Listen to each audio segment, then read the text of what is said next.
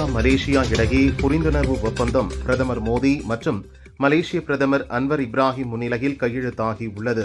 இந்திய வம்சாவளி மக்களை கொண்ட உலகின் இரண்டாவது பெரிய நாடு மலேசியா. இந்தியாவும் மலேசியாவும் ஒரு சிறந்த உறவை கொண்டுள்ளன, உறவுகளை வலுப்படுத்தி வருகின்றன என பிரதமர் மோடி சொன்னார். பயங்கரவாதம் குறித்த இந்தியாவின் நிலைப்பாடு தெளிவானது. இரட்டை நிலைப்பாடுகளுக்கு இடமில்லை, சமரசத்திற்கும் இடமில்லை என பிரதமர் மோடி தெரிவித்தார். பிரதமர் மோடிக்கு மலேசிய பிரதமர் அன்வர் இப்ராஹிம் அளித்த விருந்தில் எம்ஜிஆர் நடித்த படத்தில் இடம்பெற்ற நாளை நமதே என்ற பாடல் பாடப்பட்டது. பிரதமர் மோடி மலேசிய பயணத்தை வெற்றிகரமாக முடித்துவிட்டு நாடு திரும்பினார். மோடியின் இந்த பயணம் இருநாட்டு உறவுகளை வலுப்படுத்தும் என மத்திய வெளியுறவுத்துறை அமைச்சகம் தெரிவித்துள்ளது. இந்தியா அமெரிக்கா இடையிலான வர்த்தக ஒப்பந்தம் நமது விவசாயிகளுக்கு பெரிதும் உதவும் என மத்திய அமைச்சர் பியூஷ் கோயல் தெரிவித்துள்ளார்.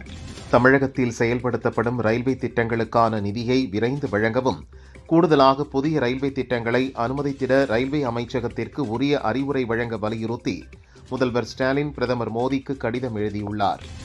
பாரதத்தை மதமாற்றம் மூலம் சிதைக்க நினைப்பவர்கள் அழிந்து போவார்கள். குடும்பத்தில் 3 குழந்தைகளாவது பெற்றுக்கொள்ள வேண்டும் என RSS தலைவர் மோகன் பகவத் தெரிவித்தார். அரும்பாக்கம் உள்ளிட்ட பல்வேறு தேர்வு மையங்களில் ஏற்பட்ட குழப்பம் காரணமாக தமிழகம் முழுவதும் இன்று நடக்க இருந்த TNPSC குரூப் 2 மற்றும் 2A முதன்மை தேர்வுகள் ரத்து செய்யப்பட்டுள்ளது. இதனால் தேர்வர்கள் கொதிப்படைந்துள்ளனர். தேர்வு நாளன்றே TNPSC குரூப் தேர்வு ஒத்திவைக்கப்படுவது தமிழக வரலாற்றிலேயே இது முதல் முறை என்கிறார் எடப்பாடி பழனிசாமி. தொழில்நுட்ப கோளாறு என்ற ஒற்றை வார்த்தையால் தேர்வு எழுதிய இளைஞர்களின் பல ஆண்டுகால உழைப்பு சிதைக்கப்பட்டுள்ளதாக கூறியுள்ளார். அரசு பணியிடங்களுக்கான தேர்வை கூட நடத்த முடியாத லட்சணத்தில்தான் TNPSC நிர்வாகமும் போலி திராவிட மாடல் திமுக அரசும் இருக்கிறது. திமுக அரசின் அலங்கோல ஆட்சியை வீட்டுக்கு அனுப்பும் நேரம் நெருங்கிவிட்டது என மத்திய அமைச்சர் எல் முருகன் கூறினார். குரூப் 2 மற்றும் 2A தேர்வுகளில் குளறுபடிகள் நடப்பது பலவித சந்தேகங்களை எழுப்புகிறது. இது அரசின் திட்டமிட்ட சதியா என நயினார் நாகேந்திரன் கேள்வி எழுப்பியுள்ளார். அரசு தேர்வுகளுக்கான அடிப்படை ஏற்பாடுகளை கூட செய்ய முடியாத கையாலாகாத நிலையில் திமுக அரசு செயல்பட்டு வருகிறது. முதல்வர் ஸ்டாலின் தமிழக இளைஞர்களிடம் மன்னிப்பு கேட்க வேண்டும் என அண்ணாமலை தெரிவித்தார். TNPSC குரூப் 2, 2A முதன்மை தேர்வை ரத்து செய்து பல்லாயிரக்கணக்கான இளைஞர்களின் நம்பிக்கையை திமுக அரசு சிதைத்துவிட்டது. இளைஞர்களுக்கு நம்பிக்கையான எதிர்காலத்தை உருவாக்கி கொடுக்காத திமுக அரசு இருந்து என்ன பயன் என தவேக தலைவர் விஜய் கூறியுள்ளார். குரூப் 2 தேர்வுகள் ரத்து செய்யப்பட்டதற்கு கரப்ஷன் கமிஷன் தான் காரணம். ஒரு போட்டித் தேர்வை கூட குளறுபடிகள் இல்லாமல் நடத்த திமுக அரசு திறனற்று இருக்கிறது என தவேக நிர்வாகி ஆதவ் அர்ஜுனா கூறியுள்ளார். தொழில்நுட்ப கோளாறால் குரூப் 2 தேர்வு ஒத்திவைக்கப்பட்டதற்கு ராமதாஸ், தினகரன், அன்புமணி உட்பட பல்வேறு தலைவர்கள் கண்டனம் தெரிவித்துள்ளனர். சேலம் சீலநாயக்கன்பட்டியில் உள்ள தாளமுத்து நடராசர் மைதானத்தில் பிப்ரவரி 13ஆம் தேதி தவேக தலைவர் விஜயின் மக்கள் சந்திப்பு கூட்டம் நடத்த நிபந்தனைகளுடன் போலீசார் அனுமதி அளித்துள்ளனர். இந்த ஆண்டுக்கான நீட் தேர்வு மே 3ஆம் தேதி நடைபெறும் என தேசிய தேர்வுகள் முகமை அறிவித்துள்ளது. வரும் தேர்தலில் அதிமுக பாரதிய ஜனதா கூட்டணி வெற்றி பெற்று அதிமுக தனிப்பெரும்பான்மையுடன் ஆட்சி அமைக்கும் என எடப்பாடி பழனிசாமி கூறியுள்ளார். நாங்கள் பொருந்தக்கூடிய கூட்டணியா இல்லையா என்பதை மக்கள் முடிவு செய்யட்டும் என்றார். விஜய் ஊழல்வாதி என்பதற்கு அவர் வரி ஏய்ப்பு செய்ததே சாட்சி, அதை கோர்ட்டும் உறுதிப்படுத்தியுள்ளது என பழனிசாமி தெரிவித்தார். சென்னையில் நடைபெற்ற திருமண நிகழ்ச்சியில் ஆந்திர முன்னாள் முதல்வர் ஜெகன்மோகன் ரெட்டியை முதல்வர் ஸ்டாலின் சந்தித்து பேசினார். ஆந்திர முன்னாள் முதல்வர் ஜெகன்மோகன் ரெட்டியின் உறவினர் இல்ல திருமண விழா சென்னையில் நடந்தது. இதில் தவேக தலைவர் விஜய் பங்கேற்று மணமக்களை வாழ்த்தினார். கடலூரில் இந்து ஜனநாயக கட்சியின் 4வது மாநில மாநாடு நடந்தது. இந்த மாநாட்டில் தேர்தல் வாக்குறுதிகளை நிறைவேற்றாத திமுக அரசை கண்டித்து தீர்மானம் நிறைவேற்றப்பட்டது. சென்னை சேப்பாக்கம் கிரிக்கெட் மைதானத்தில் நடந்து வரும் T20 உலகக்கோப்பை தொடரை பார்க்க வரும் ரசிகர்கள் விசில் கொண்டு செல்ல தடை விதிக்கப்பட்டுள்ளது. மலேசியாவில் திருவள்ளுவர் மையம் அமைக்கப்படும். இது மொழி, இலக்கியம் மற்றும் இரு நாடுகளின் கலாச்சாரத்தை பரிமாறிக்கொள்ளும் பாலமாக செயல்படும் என பிரதமர் மோடி அறிவித்தார். சட்டசபை தேர்தலில் NDA கூட்டணி 210 தொகுதிகளில் வெற்றி பெற வேண்டும். அதற்கு கட்சி நிர்வாகிகள் சிறப்பாக பணியாற்ற வேண்டும் என அதிமுக முன்னாள் அமைச்சர் MR விஜயபாஸ்கர் கூறினார். காங்கிரஸ் ஆட்சியை விட பாரதிய ஜனதா ஆட்சியில் தமிழகத்துக்கு 4 மடங்கு அதிக நிதி ஒதுக்கப்பட்டுள்ளது என மத்திய அமைச்சர் முரளிதர் மோகல் கூறினார். 2 அமாவாசைகளுக்கு பிறகு, அதாவது 60 நாட்கள் கழித்து தமிழ்நாட்டில் அதிமுக ஆட்சி அமையும். எடப்பாடி பழனிசாமி முதல்வராக பதவியேற்பார் என முன்னாள் அமைச்சர் பொள்ளாச்சி ஜெயராமன் தெரிவித்தார். அகில இந்திய காங்கிரஸ் கட்சித் தலைவர் கார்கே 39 தலைவர்களையும் அழைத்து தனித்தனியாக கருத்து கேட்டார்கள். மெஜாரிட்டியான தலைவர்கள் சில உண்மைகளை தெளிவாக எடுத்துச் சொன்னார்கள் என காங்கிரஸ் எம்பி மாணிக்கம் தாகூர் தெரிவித்தார். டிஎன்பிஎஸ்சி குரூப் 2, 2A முதன்மை தேர்வுகள் ரத்து செய்யப்பட்டிருப்பது வெறும் தொழில்நுட்ப கோளாறு அல்ல, ஒரு மாநில அளவிலான தேர்வை கூட திட்டமிட்டு நடத்த முடியாத திமுக அரசின் நிர்வாக தோல்வி என தாவேக நிர்வாகி அருண்ராஜ் கூறியுள்ளார். திமுக காங்கிரஸ் இடையே உட்கட்சி பூசல் ஏற்பட்டுள்ளது. தமிழகத்திற்கு இன்னும் முழுநேர டிஜிபி நியமனம் செய்யப்படவில்லை என பழனிசாமி தெரிவித்தார். தமிழகத்தில் திமுக கூட்டணியில் இருந்து காங்கிரஸை பிரிக்க வேண்டும் என பாஜக முயற்சி செய்கிறது. அது நடக்காது. எங்களுக்கும் திமுகவுக்கும் எந்தவித முரண்பாடும் கிடையாது என செல்வ பெருந்தகை கூறியுள்ளார். தேர்வு எழுதுவதை போராட்டமாக வெடித்திருப்பது வேதனையிலும் வேதனை. மறுபடியும் தேர்வு அறிவிக்கப்படும் பொழுது எந்த குளறுபடியும் இல்லாமல் பார்த்துக் கொள்வது அரசாங்கத்தின் கடமை என தமிழிசை சவுந்தரராஜன் தெரிவித்தார். வருமானம் வரும் காலத்திலும் திமுக அரசு கடன் வாங்குகிறது. நிர்வாக திறனற்ற ஸ்டாலின் அரசு. போதை கலாச்சாரத்தில் தமிழகம் உள்ளது என எடப்பாடி பழனிசாமி விமர்சித்தார். பெண்களை மலிவாக பேசுவதையே திமுக வாடிக்கையாக வைத்துள்ளது. முன்னாள் முதல்வர் கருணாநிதி அன்றைய பிரதமர் இந்திராவை மலிவாக பேசியிருக்கிறார் என நயினார் நாகேந்திரன் விமர்சித்தார். கமல்ஹாசன் உரைக்கு கோனார் உரை தேடிக் கொண்டிருக்கிறார்கள். அதுதான் அவர்களது தமிழ் ஞானம். உரைநடைக்கு கூட கோனார் உரை தேடுகிறார்கள் என்று திருமாவளவன் விமர்சித்தார். தமிழக வெற்றிக் கழகத்தின் ஒரே எதிரி திமுக தான். பாஜக கூட்டணியில் உள்ள அதிமுக எங்களுக்கு ஒரு பொருட்டல்ல என தாவேக நிர்வாக குழு தலைவர் செங்கோட்டையன் சொன்னார். கடந்த 5 ஆண்டுகளில் ஆட்சியிலும் கட்சியிலும் 2வது இடத்தில் உதயநிதி வந்தது போல திமுகவில் எந்த இளைஞர்கள் வந்துள்ளார்கள் என்பதை கூற முடியுமா என எதிர்க்கட்சி துணைத் தலைவர் RB உதயகுமார் கேள்வி எழுப்பினார். மார்ச் 1ஆம் தேதி மதுரை பிரச்சார கூட்டத்தில் பிரதமர் மோடி பங்கேற்க உள்ளார். மக்கள் மனதில் மனமாற்றம் வந்துள்ளது. இது ஆட்சி மாற்றத்தில் முடியும் என நயினார் நாகேந்திரன் சொன்னார். 2026இல் ஆட்சி மாற்றம் நிகழும் என தமிழிசை கனவு மட்டும்தான் காண முடியும் என காங்கிரஸ் நிர்வாகி தாரகை கத்பட் விமர்சித்துள்ளார்.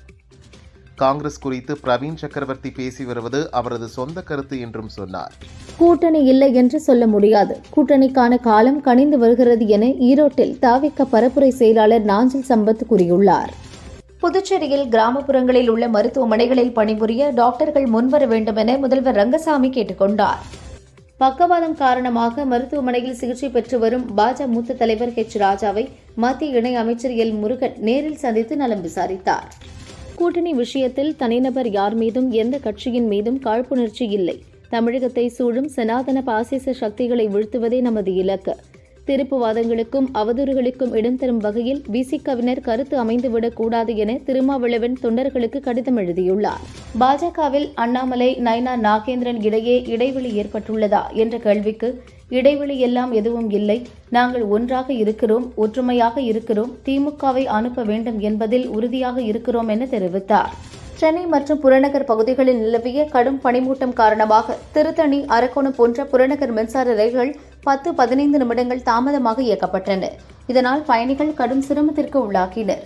கடும் மூடுபனி காரணமாக சென்னைக்கு வர இருந்த 7 விமானங்களும் திருச்சிக்கு திருப்பிவிடப்பட்டன. காரைக்கால் மஸ்தான் சாஹிப் வலியுல்லா தர்கா 203ஆம் ஆண்டு கந்தூரி விழா முக்கிய நிகழ்ச்சியான மின் அலங்கார சந்தனக்கூடு ஊர்வலம் நிகழ்ச்சியில் முஸ்லிம் மக்கள் பங்கேற்றனர். கன்னியாகுமரி மாவட்டம் கோதை ஆற்றில் முதலை நடமாட்டம் கண்டறியப்பட்டதைத் தொடர்ந்து வனத்துறையினர் முதலையை பிடிக்க மிதவை கொண்டு அமைத்தனர். திருப்பதி ஏழுமலையான் கோயிலில் நடிகை நிதி அகர்வால் சுவாமி தரிசனம் செய்தார். அவருக்கு தேவஸ்தான அதிகாரிகள் தீர்த்த பிரசாதங்கள் வழங்கினர். ரசிகர்கள் அவருடன் செல்ஃபி எடுத்துக் கொண்டனர். வைகை அணையிலிருந்து கள்ளந்திரி மற்றும் பேரணை கால்வாய் பாசனத்திற்காக வினாடிக்கு 600 கன அடி தண்ணீர் இன்று முதல் 7 நாட்களுக்கு திறக்கப்படுவதாக பொதுப்பணித்துறை தெரிவித்துள்ளது. இதன் மூலம் மதுரை, திண்டுக்கல் மாவட்ட விவசாய நிலங்கள் பாசன வசதி பெறும். தமிழகத்தில் வரும் 17ஆம் தேதி இறுதி வாக்காளர் பட்டியல் வெளியிடப்படுகிறது. இந்நிலையில் வாக்காளர் பட்டியலில் பெயர் சேர்க்க திருத்தங்கள் செய்ய 34.75 லட்சம் பேர் விண்ணப்பித்துள்ளனர். 90% விண்ணப்பங்கள் மீதான பரிசீலனை நிறைவு பெற்றுள்ளது. திருப்பத்தூர் அருகே மார்க்கண்டேயன்பட்டி தாமரை கண்மாயில் கிராம ஒற்றுமையை பறைசாற்றும் விதமாக நடந்த பாரம்பரிய மீன்பிடி திருவிழாவில் சுற்றுவட்டார பகுதி மக்கள் ஏராளமானோர் பங்கேற்றனர். கட்லா, ரோகு, ஜிலேபி, கெண்டை உள்ளிட்ட மீன்களை பிடித்து சென்றனர்.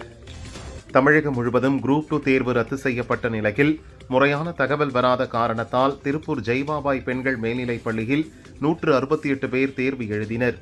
தகவல் அறிந்த போலீசார் தேர்வு மையத்திற்கு வந்ததால் பரபரப்பு நிலவியது. தமிழகத்தில் உள்ள போலீஸ் ஸ்டேஷனில் லேண்ட்லைன் ரத்து செய்யப்பட்டுள்ளதால் பொதுமக்கள் அவதியடைந்துள்ளனர். இணைய வசதியுடன் கூடிய லேண்ட்லைன் போன்களை மீண்டும் போலீஸ் ஸ்டேஷன்களில் பயன்படுத்த வேண்டும் என கோரிக்கை எழுந்துள்ளது. திருவண்ணாமலை பர்வதமலை ஏறும் பக்தர்கள் இனி ஆன்லைனில் பதிவு செய்தால் மட்டுமே அனுமதி வழங்கப்படும் என மாவட்ட நிர்வாகம் அறிவித்துள்ளது. பாதுகாப்பு மற்றும் கூட்ட நெரிசலை தவிர்க்க பல்வேறு கட்டுப்பாடுகளையும் விதித்துள்ளது. திருச்சி மாநகராட்சி அண்ணா விளையாட்டு அரங்கில் வரும் 22ஆம் தேதி ஜல்லிக்கட்டு போட்டி முதல் முறையாக நடைபெறவுள்ளது.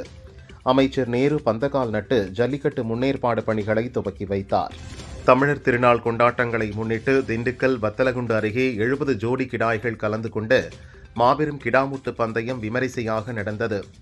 ஆயிரக்கணக்கான ஆட்டுக்கிடாய் ரசிகர்கள் கலந்து கொண்டு போட்டியை ரசித்தனர்.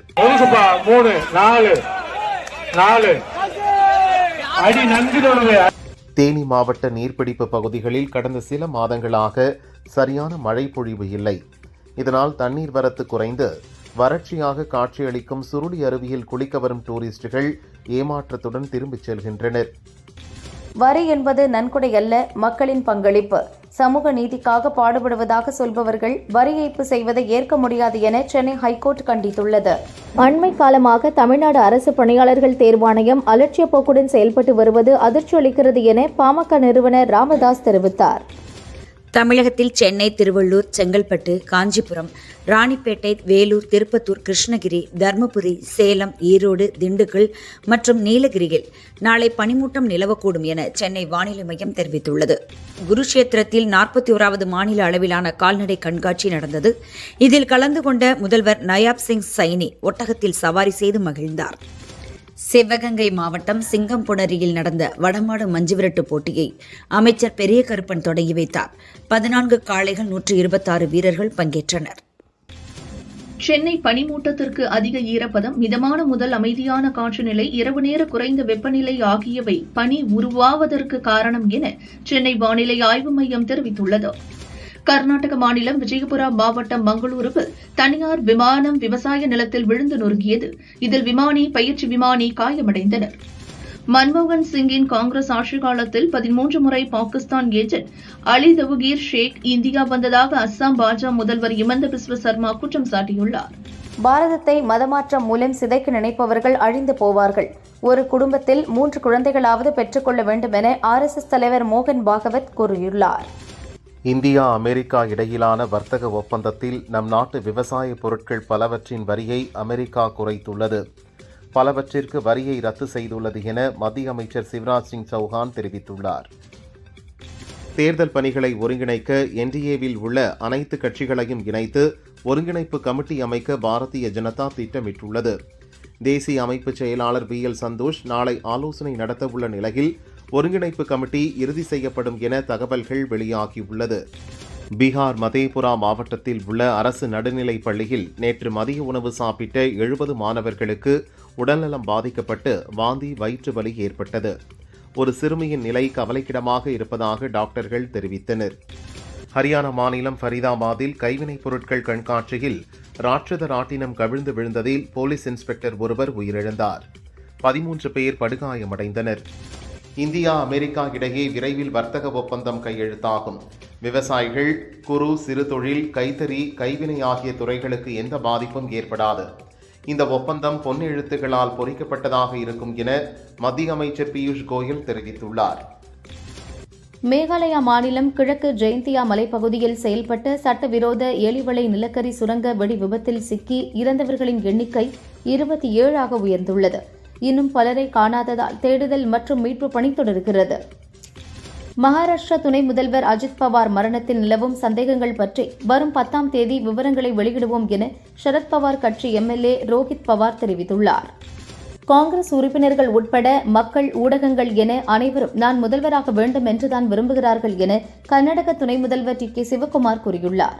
நான் முதல்வராக வேண்டுமா வேண்டாமா என்பதை கட்சி தலைமையும் காலமும் தான் தீர்மானிக்கும் என்றார்.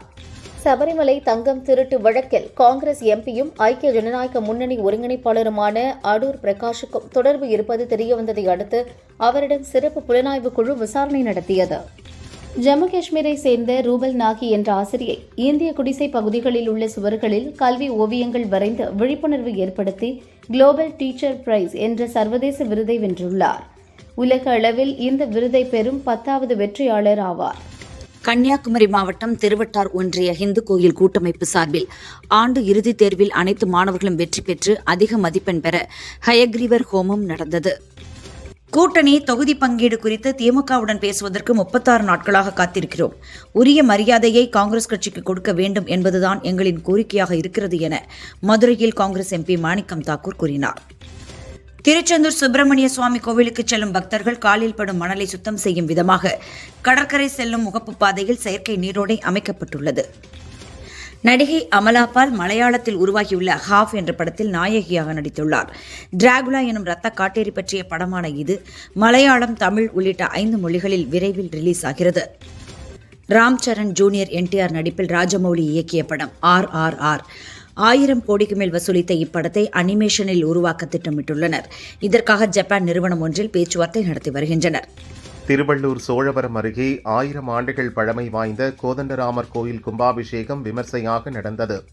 திரளான பக்தர்கள் பங்கேற்று தரிசனம் செய்தனர்.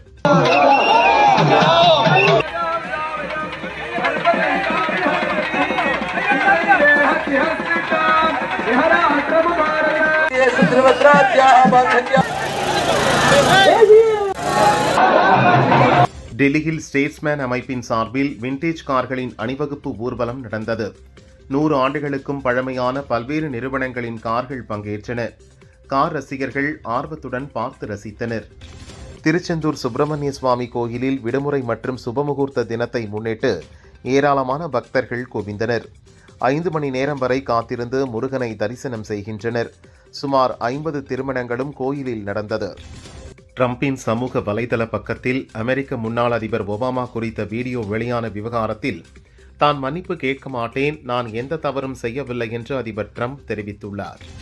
அமெரிக்க பாலியல் குற்றவாளியின் ஸ்டீஃபன் ஃபைல்ஸ் விவகாரத்தில் எனது பெயரை தொடர்புபடுத்தி வெளியாகும் தகவல்கள் முற்றிலும் உண்மைக்கு புறம்பானவை.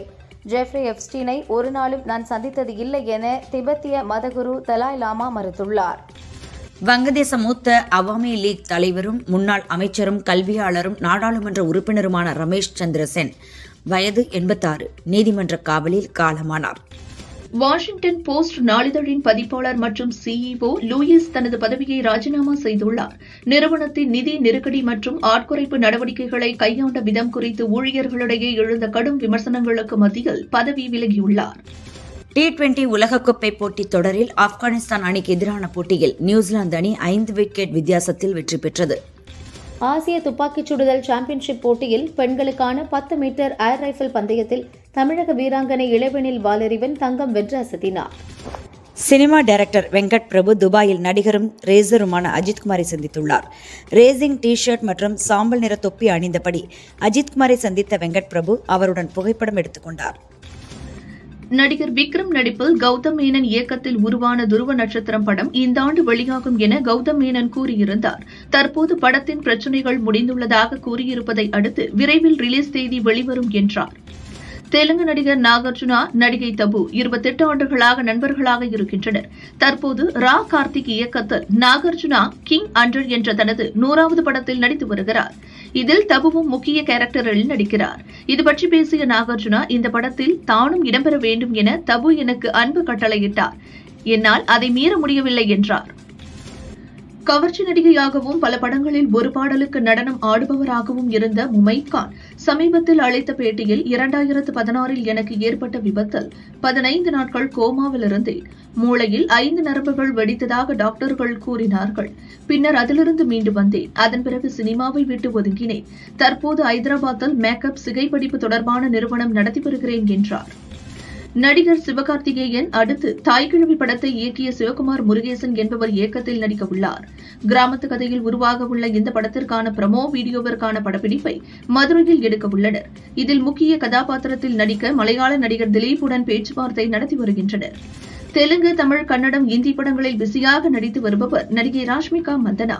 இந்தியில் சாகித் கபூருக்கு ஜோடியாக இவர் நடித்த காக்டைல் 2 படம் விரைவில் ரிலீஸ் ஆகிறது. அதற்குள் இவர்கள் ஜோடி மீண்டும் இணைகிறது. இதனை மைதான் இயக்குனர் அமித் ரவீந்திரநாத் சர்மா இயக்கவுள்ளார். காதல் காமெடி கதையில் உருவாகிறது.